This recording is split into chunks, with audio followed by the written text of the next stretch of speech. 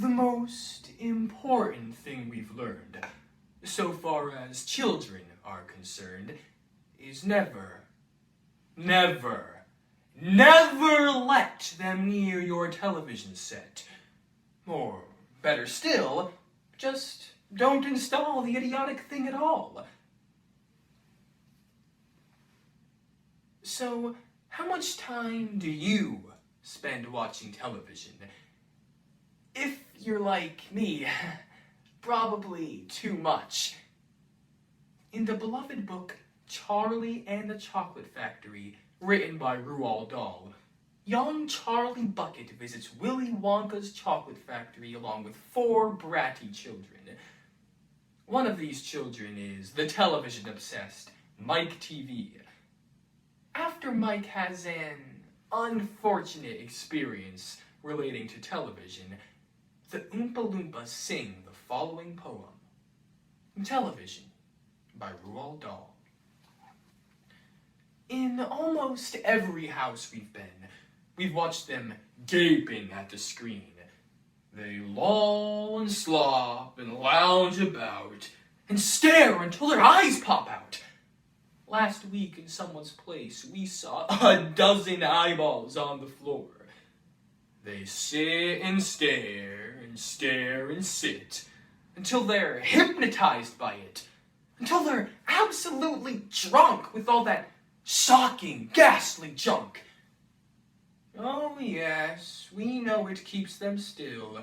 They don't climb out the windowsill. They never fight or kick or punch. They leave you free to cook the lunch and wash the dishes in the sink. But did you ever stop to think, to wonder just exactly what this does to your beloved tot? It rots the sense in the head. It kills imagination dead. It clogs and clutters up the mind. It makes a child so dull and blind he can no longer understand a fantasy, a fairyland. His brain becomes as soft as cheese. His powers of thinking rust and freeze. He cannot think. He only sees. All right, you'll cry. All right, you'll say. But if we take the set away, what shall we do to entertain our darling children? Please explain. We'll answer this by asking you, what use the darling ones to do? How used they keep themselves contented before this monster was invented? Have you forgotten? Don't you know? We'll say it very loud and slow.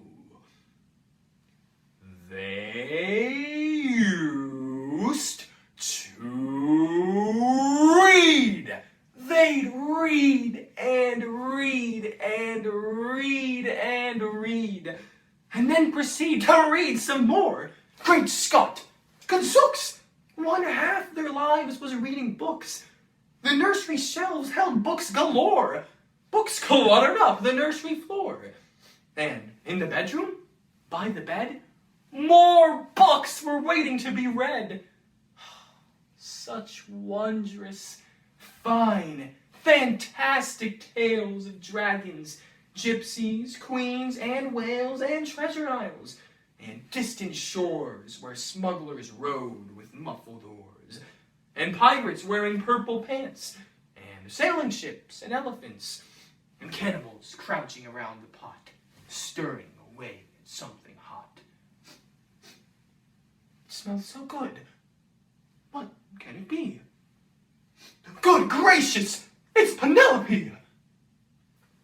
The younger ones had Beatrix Potter with Mr. Todd, the dirty rotter, and Squirrel Nutkin, Pigling Bland, and Mrs. Tiggywinkle, and Just How the Camel Got His Hump, and How the Monkey Lost His Rump, and Mr. Toad, and bless my soul, there's Mr. Rat and Mr. Mole. Oh, books! What books they used to know, those children living long ago.